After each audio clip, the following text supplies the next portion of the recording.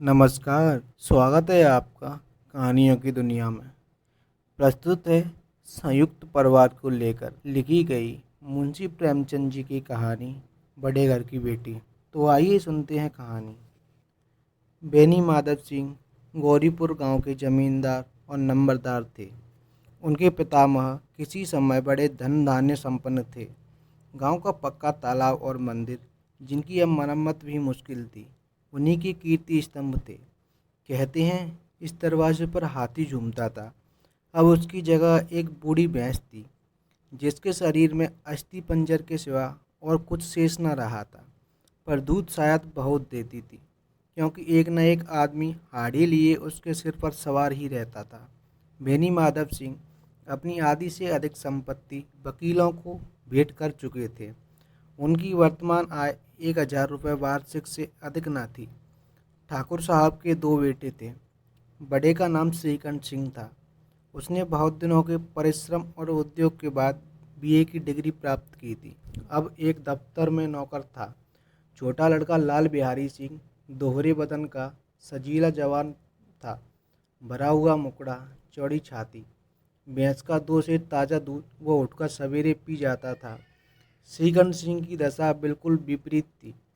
इन नेत्र प्रिय गुणों को उन्होंने बीए इन्हीं दो अक्षरों पर न्यौछावर कर दिया था। इसी से वैदिक ग्रंथों पर उनका विशेष प्रेम था। आयुर्वेद पर उनका अधिक विश्वास था। शाम सवेरे उनके कमरे में प्राय खरल की सुरीली कर्ण मधुर ध्वनि सुनाई दिया करती थी। लाहौर और कलकत्ते के वैद्यों से बड़ी लिखा पड़ी रहती थी। श्रीकंठ इस अंग्रेजी डिग्री के अधिपति होने पर भी अंग्रेजी सामाजिक प्रथाओं के विशेष प्रेमी न थे, बल्कि वह बहुधा बड़े जोर से उसकी निंदा और तिरस्कार किया करते थे। इसी से गांव में उनका बड़ा सम्मान था। दशहरे के दिनों में वो बड़े उत्साह से रामलीला में सम्मिलित होते और स्वयं किसी न किसी पात्र का पाठ लेते थे। गौरीपुर में रामलीला के वही जन्मदाता थे। प्राचीन हिंदू सभ्यता का गुणगान उनकी धार्मिकता का प्रधान अंग था। सम्मिलित कुटुंब के तो वो एकमात्र उपासक थे। आजकल स्त्रियों के कुटुंब में मिलजुल कर रहने की जो अरुचि होती है, उसे वो जाति और देश दोनों के लिए हानिकारक समझते थे। यही कारण था कि गांव की ललनाएँ उनकी निंदक थीं। कोई कोई तो उन्हें अपना शत्रु समझने में भी संकोच न करती थी। स्वयं उनकी पत्नी को ही इस विषय में उनसे विरोध था। यह इसलिए नहीं कि उसे अपने सास ससुर, देवर या जेठ आदि से घृणा थी, बल्कि उसका विचार था कि यदि बहुत कुछ सहने और तरह देने पर भी परिवार के साथ निर्वाह ना हो सके, तो आए दिन की कला से जीवन को नष्ट करने की अपेक्षा यही उत्तम है कि अपनी खिचड़ी अलग पकाई जाए। आनंदी एक बड़े उच्च कुल की लड़की थी। उसके बाप एक छोटी सी रियासत के ताल्लुकेदार थे। विशाल भवन, एक हाथी, 3 कुत्ते, बाज, बहरी सिकरें, झाड़ू फानूस, आनन्नेरी, मजिस्ट्रेटी और ऋण, जो एक प्रतिष्ठित का ताल्लुकेदार के भोग्य पदार्थ हैं, सभी यहाँ विद्यमान थे। नाम था भूप सिंह। बड़े उदारचित्त और प्रतिभाशाली पुरुष थे, पर दुर्भाग्य से लड़का एक भी न था। 7 लड़कियाँ हुईं और देवयोग से सबकी सब जीवित रहीं। पहली उमंग में तो उन्होंने 3 ब्याह दिल खोलकर किए, पर 15-20 हजार रुपयों का कर्ज सिर पर हो गया तो आंखें खुली, हाथ समेट लिया। आनंदी चौथी लड़की थी।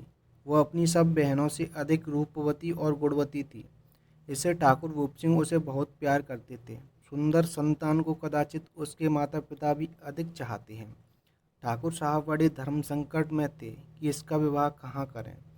न तो यही चाहते थे कि ऋण का बोझ बढ़े, और न यही स्वीकार था कि उसे अपने को भाग्यहीन समझना पड़े।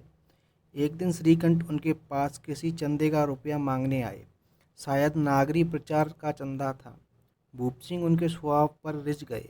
धूमधाम से श्रीकंठ सिंह का आनंदी के साथ विवाह हो गया। आनंदी अपने नए घर में आई तो यहाँ का रंग ढंग कुछ और ही देखा।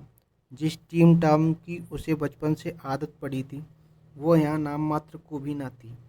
हाथी घोड़ों का तो कहना ही क्या, कोई सजी हुई सुंदर बहली तक ना थी। रेशमी स्लीपर साथ लाई थी, पर यहाँ बाग कहाँ। मकान में खिड़कियाँ तक ना थी, न जमीन पर फर्श, न दीवार पर तस्वीरें। यह एक सीधा साधा देहाती गृहस्थ का मकान था, किंतु आनंदी ने थोड़े ही दिनों में अपने को इस नई अवस्था के ऐसा अनुकूल बना लिया मानो उसने विलास के सामान कभी देखे ही न थे। एक दिन दोपहर के समय लाल बिहारी सिंह दो चिड़ियाँ लिए हुए आया और भावत से बोला, जल्दी से पका दो, मुझे भूख लगी है। आनंदी भोजन बनाकर इसकी राह देख रही थी। अब वो नया व्यंजन बनाने बैठी। हाड़ी में देखा तो घी पाव भर से अधिक ना था। बड़े घर की बेटी किफ़ायत क्या जाने, उसने सब घी मांस में डाल दिया। लाल बिहारी खाने बैठा तो दाल में घी ना था। बोला, दाल में घी क्यों नहीं छोड़ा? आनंदी ने कहा, घी सब मांस में पड़ गया। लाल बिहारी जोर से बोला, अभी परसों घी आया, इतना जल्द उठ गया? आनंदी ने उत्तर दिया, आज तो कुल पाव भर रहा होगा, वो सब मैंने मांस में डाल दिया। जिस तरह सूखी लकड़ी जल्दी से जल उठती है, उसी तरह छुदासे बावला मनुष्य जरा जरा सी बात पर तिनक जाता है। लाल बिहारी को भावज की यह ठिठाई बहुत बुरी मालूम हुई। तिनक कर बोला, मैके में तो चाहे घी की नदी बहती हो, स्त्री गालियाँ सह लेती हैं, मार भी सह लेती हैं, पर मैके की निंदा उनसे नहीं सही जाती। आनंदी मुंह फेर कर बोली, हाथी मरा भी तो 9 लाख का, वहाँ इतना कि नित्य नाई कहार खा जाते हैं। लाल बिहारी जल गया, थाली उठाकर पटक दी और बोला, जी चाहता है जीप पकड़कर खींच लूँ। आनंदी को भी क्रोध आ गया, मुंह लाल हो गया। बोली, वो होते तो आज इसका मजा चखाते। अब अपड़ उजड़ ठाकुर से न रहा गया। उसकी स्त्री एक साधारण जमींदार की बेटी थी। जब जी चाहता उस पर हाथ साफ कर लिया करता था। खड़ाऊँ उठाकर आनंदी की ओर जोर से फेंकी और बोला, जिसके गुमान पर फूली हुई हो उसे भी देखूंगा और तुम्हें भी। आनंदी ने हाथ से खड़ाऊ रोकी। सिर बच गया पर उंगली में बड़ी चोट आई। क्रोध के मारे हवा से हिलते हुए पत्ते की भांति कांपती हुई अपने कमरे में आकर खड़ी हो गई। स्त्री का बल और साहस, मान और मर्यादा पति तक है। उसे अपने पति के ही बल और पुरुषत्व का घमंड होता है। आनंदी खून का घूंट पीकर रह गई। श्रीकंठ सिंह शनिवार को घर आया करते थे। बृहस्पति को यह दुर्घटना हुई थी। 2 दिन तक आनंदी कोप भवन में रही, ना कुछ खाया न पिया, उनकी बाट देखती रही। अतः मैं शनिवार को वो नियमानुकूल संध्या के समय घर पर आए और बाहर बैठकर कुछ इधर उधर की बातें, कुछ देशकाल संबंधी समाचार तथा कुछ नए मुकदमों आदि की चर्चा करने लगे। यह वार्तालाप 10 बजे रात तक होता रहा। गांव के भद्र पुरुषों को इन बातों में ऐसा आनंद मिलता था कि खाने पीने की भी सुधि न रहती थी। श्रीकंठ को पिंड छुड़ाना मुश्किल हो जाता था। ये 2-3 घंटे आनंदी ने बड़े कष्ट से काटे। किसी तरह भोजन का समय आया, पंचायत उठी, एकांत हुआ तो लाल बिहारी ने कहा, भैया आप जरा भाभी को समझा दीजिएगा कि मुंह संभाल कर बात किया करें, नहीं तो एक दिन अनर्थ हो जाएगा। बेनी माधव सिंह ने बेटे की ओर से साक्षी दी, हाँ, बहू बेटियों का यह स्वभाव अच्छा नहीं है कि मर्दों के मुंह लगें। लाल बिहारी, वो बड़े घर की बेटी है तो हम भी कोई कर्मी का हार नहीं है। श्रीकंठ ने चिंतित स्वर से पूछा, आखिर बात क्या हुई? लाल बिहारी ने कहा, कुछ भी नहीं, यूँ ही आप उलझ पड़ी। मैके के सामने हम लोगों को तो कुछ समझती ही नहीं। श्रीकंठ खा पी कर आनंदी के पास गए। वह भरी बैठी थी। यह हजरत भी कुछ तीखे थे। आनंदी ने पूछा, चित्त तो प्रसन्न है? श्रीकंठ बोले, बहुत प्रसन्न है, पर तुमने आजकल घर में यह क्या उपद्रव मचा रखा है? आनंदी की तेवरियों पर बल पड़ गए। जुझलाहट के मारे बदन में ज्वाला सी दहक उठी। बोली, जिसने तुमसे यह आग लगाई है उसे पाऊँ मुँह झुलस दूँ? श्रीकंठ, इतनी गर्म क्यों होती हो? बात तो कहो। आनंदी, क्या कहूँ, यह मेरे भाग्य का फेर है। नहीं तो गवार छोकरा जिसको चपरासीगिरी करने का भी सहूर नहीं, मुझे खड़ाऊँ से मारकर यों न अकड़ता। श्रीकंठ, सब हाल साफ साफ कहो तो मालूम हो, मुझे तो कुछ पता ही नहीं। आनंदी, परसों तुम्हारे लाडले भाई ने मुझसे मांस पकाने को कहा। घी हाड़ी में पाव भर से अधिक ना था, वो सब मैंने मांस में डाल दिया। जब खाने बैठा तो कहने लगा, दाल में घी क्यों नहीं है? बस इसी पर मेरे मैके को बुरा भला कहने लगा। मुझसे न रहा गया। मैंने कहा कि वहाँ घी तो नाई कहार खा जाते हैं और किसी को जान भी नहीं पड़ता। बस इतनी सी बात पर इस अन्यायी ने मुझ पर खड़ाऊँ फेंक मारी। यदि हाथ से ना रोक लूँ तो सिर फट जाए। उसी से पूछो मैंने जो कुछ कहा है वो सच है या झूठ। श्रीकंठ की आंखें लाल हो गईं। बोले, यहाँ तक हो गया इस छोकरे का यह साहस। आनंदी स्त्रियों के स्वभाव अनुसार रोने लगी, क्योंकि आंसू उनकी पलकों पर रहते हैं। श्रीकंठ बड़े धैर्यवान और शांत पुरुष थे। उन्होंने कदाचित ही कभी क्रोध आता था, पर स्त्रियों के आंसू पुरुष के क्रोधाग्नि भड़काने में तेल का काम देते हैं। रात भर करवटें बदलते रहे। उद्विग्नता के कारण पलक तक नहीं झपकी। प्रातःकाल अपने बाप के पास जाकर बोले, दादा, अब इस घर में मेरा निवाह ना होगा। इस तरह की विद्रोहपूर्ण बातें कहने पर श्रीगढ़ ने कितनी ही बार अपने कई मित्रों को आड़े हाथों लिया था, परंतु दुर्भाग्य आज उन्हें स्वयं वे ही बातें अपने मुंह से कहनी पड़ी। दूसरों को उपदेश देना भी कितनी सहज है। बेनी माधव सिंह घबरा उठे और बोले, क्यों श्रीकंठ? इसलिए कि मुझे भी अपनी मान प्रतिष्ठा का कुछ विचार है। आपके घर में अब अन्याय और हठ का प्रकोप हो रहा है। जिनको बड़ों का आदर सम्मान करना चाहिए वे उनके सिर चढ़ते हैं। मैं दूसरों का नौकर ठहरा घर पर रहता नहीं। यहाँ मेरे पीछे स्त्रियों पर खड़ाऊँ और जूतों की बौछारें होती हैं। कड़ी बात तक चिंता नहीं, कोई एक की दो कह ले, वहाँ तक मैं सह सकता हूँ, किंतु ये कदापि नहीं हो सकता कि मेरे ऊपर लात घूंसे पड़े और मैं दम न मारूं। बेनी माधव सिंह कुछ जवाब ना दे सके। श्रीकंठ सदैव उनका आदर करते थे। उनके ऐसे तेवर देखकर बूढ़ा ठाकुर अवाक रह गया। केवल इतना ही बोला, बेटा, तुम बुद्धिमान होकर ऐसी बातें करते हो। स्त्रियां इस कर देती हैं, उनको बहुत सिर चढ़ाना अच्छा नहीं।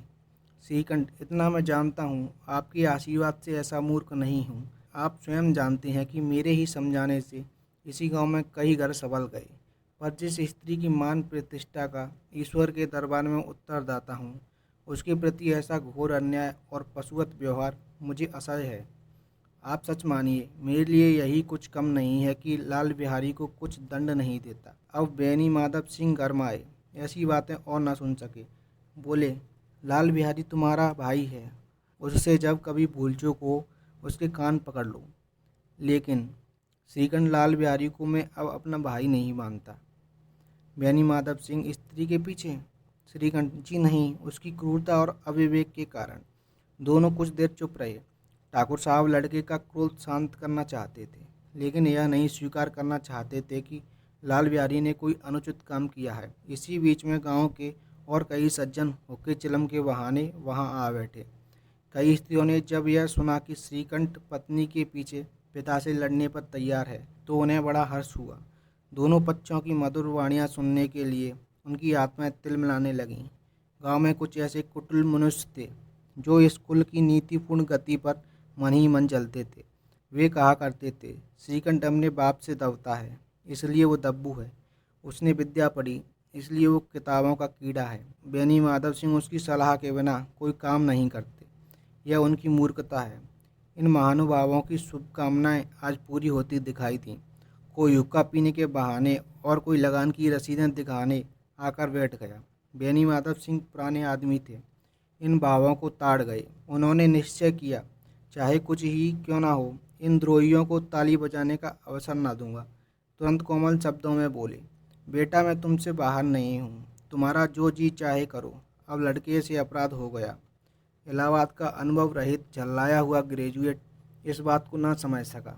उसे डिबेटिंग क्लब में अपनी बात पर अड़ने की आदत थी। इन हथकंडों की उसे क्या खबर। बाप ने जिस मतलब से बात पलटी थी वह उसकी समझ में न आया। बोला, लाल बिहारी के साथ अब इस घर में नहीं रह सकता। बेनी माधव, बेटा, बुद्धिमान लोग मूर्खों की बात पर ध्यान नहीं देते। वो बेसमझ लड़का है, उसे जो कुछ भूल हुई तुम उसे बड़े होकर क्षमा करो।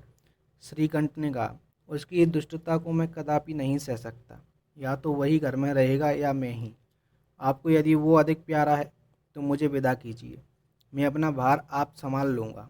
यदि मुझे रखना चाहते हैं तो उससे कहिए जहाँ चाहे चला जाए। बस यह मेरा अंतिम निश्चय है। लाल बिहारी सिर दरवाजे की चौखट पर चुपचाप खड़ा बड़े भाई की बातें सुन रहा था। वो उनका बहुत आदर करता था।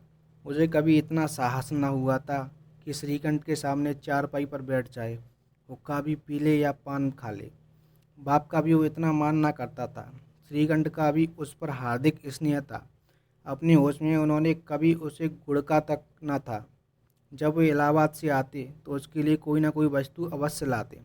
मुगदर की जोड़ी उन्होंने ही बनवा दी थी। पिछले साल जब उसने अपने से ड्योढ़े जवान को नागपंचमी के दिन दंगल में पछाड़ दिया तो उन्होंने पुलकित होकर अखाड़े में ही जाकर उसे गले से लगा लिया था।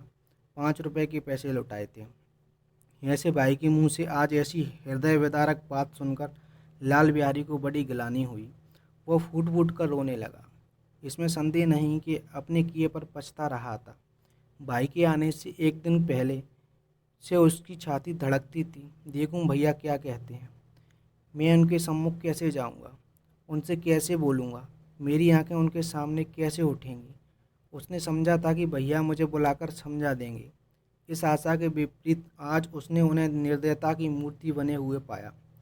वह मूर्ख था, परंतु उसका मन कहता था कि भैया मेरे साथ अन्याय कर रहे हैं। यदि श्रीकंठ उसे अकेले में बुलाकर 2-4 कड़ी बातें कह देते, इतना ही नहीं 2-4 तमाचे भी लगा देते, तो कदाचित उसे उतना दुख ना होता। पर भाई का यह कहना कि अब मैं इसकी सूरत नहीं देखना चाहता, लाल बिहारी से सहा ना गया। वो रोता हुआ घर आया। कोठरी में जाकर कपड़े पहने, आंखें पोंछी, जिससे कोई ये ना समझे कि रोता था। तब आनंदी के द्वार पर आकर बोला, भाभी भैया ने निश्चय किया है कि वो मेरे साथ इस घर में ना रहेंगे।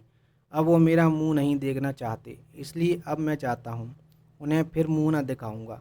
मुझसे जो कुछ अपराध हुआ उसे क्षमा करना। यह कहते कहते लाल बिहारी का गला भर आया। जिस समय लाल बिहारी सिंह सिर झुकाए आनंदी के द्वार पर खड़ा था, उसी समय श्रीकंठ सिंह भी आंखें लाल किए बाहर से आए। भाई को खड़ा देखा तो घृणा से आंखें फेर ली और कतरा कर निकल गई। परछाई से दूर भागते हो। आनंदी ने लाल बिहारी की शिकायत तो की थी, लेकिन अब मन में पछता रही। वह स्वभाव से ही दयावती थी। उसे इसका तनिक भी ध्यान ना था कि बात इतनी बढ़ जाएगी। वह मन में अपने पति से झुंझला रही थी, यह इतने गर्म क्यों होते हैं। उस पर यह भय भी लगा हुआ था कि कहीं मुझसे इलाहाबाद चलने को कहे तो कैसे क्या करूंगी। इस बीच में जब उसने लाल बिहारी को दरवाजे पर खड़े यह कहते सुना कि अब मैं जाता हूँ, मुझसे जो कुछ अपराध हुआ क्षमा करना, तो उसका रहा सहा क्रोध भी पानी हो गया। वह रोने लगी। मन का मैल धोने के लिए नयन जल से उपयुक्त और कोई वस्तु नहीं है। श्रीकंठ को देखकर आनंदी ने कहा, लाला बाहर खड़े बहुत रो रहे हैं। श्रीकंठ ने कहा, तो मैं क्या करूं? आनंदी ने कहा, भीतर बुला लो। मेरी जीभ में आग लगे, मैंने कहाँ से वो झगड़ा उठाया। श्रीकंठ, मैं ना बुलाऊंगा। आनंदी ने कहा, पछताओगे, उन्हें बहुत गिलानी हो गई है, ऐसा ना हो कहीं चल दें। श्रीकंठ ना उठे। इतने में लाल बिहारी ने फिर कहा, भाभी भैया से मेरा प्रणाम कह दो, वो मेरा मुंह नहीं देखना चाहते, इसलिए मैं भी अपना मुंह उन्हें ना दिखाऊंगा। लाल बिहारी इतना कहकर लौट पड़ा और शीघ्रता से दरवाजे की ओर बढ़ा। अंत में आनंदी कमरे से निकली और उसका हाथ पकड़ लिया। लाल बिहारी ने पीछे फिरकर देखा, आंखों में आंसू भर बोला, मुझे जाने दो। आनंदी, कहाँ जाते हो? लाल बिहारी ने कहा, जहाँ कोई मेरा मुंह न देखे। आनंदी ने कहा, मैं न जाने दूंगी। लाल बिहारी, मैं तुम लोगों के साथ रहने योग्य नहीं हूँ। आनंदी ने कहा, तुम्हें मेरी सौगंध, अब एक पग भी आगे ना बढ़ाना। लाल बिहारी ने कहा, जब तक मुझे यह ना मालूम हो जाए कि भैया का मन मेरी तरफ से साफ हो गया, तब तक मैं इस घर में कदापि ना रहूँगा। आनंदी कहती है, मैं ईश्वर को साक्षी देकर कहती हूँ कि तुम्हारी ओर से मेरे मन में तनिक भी मैल नहीं है। अब श्रीकंठ का हृदय भी पिघला। उन्होंने बाहर आकर लाल बिहारी को गले लगा लिया। दोनों भाई खूब फूट फूट कर रोए। लाल बिहारी ने सिसकते हुए कहा, भैया अब कभी मत कहना कि तुम्हारा मुंह नहीं देखूंगा। इसके सिवा आप जो दंड देंगे मैं सहर्ष स्वीकार करूंगा। श्रीकंठ ने कांपते हुए स्वर से कहा, लल्लू, इन बातों को बिल्कुल भूल जाओ। ईश्वर चाहेगा तो फिर ऐसा अवसर ना आवेगा। बेनी माधव सिंह बाहर से आ रहे थे। दोनों भाइयों को गले मिलते देखकर आनंद से पुलकित हो गए। बोल उठे, बड़े घर की बेटियां ऐसी ही होती हैं, बिगड़ता हुआ काम बना लेती हैं। गांव में जिसने यह वृत्तांत सुना, उसी ने इन शब्दों में आनंदी की उदारता को सहारा। बड़े घर की बेटियां ऐसी ही होती हैं। तो दोस्तों, ये थी आज की हमारी कहानी। अगर वीडियो पसंद आई हो तो वीडियो को लाइक और शेयर कर चैनल को सब्सक्राइब करें। आगे आपसे मुलाकात होगी एक और कहानी के साथ।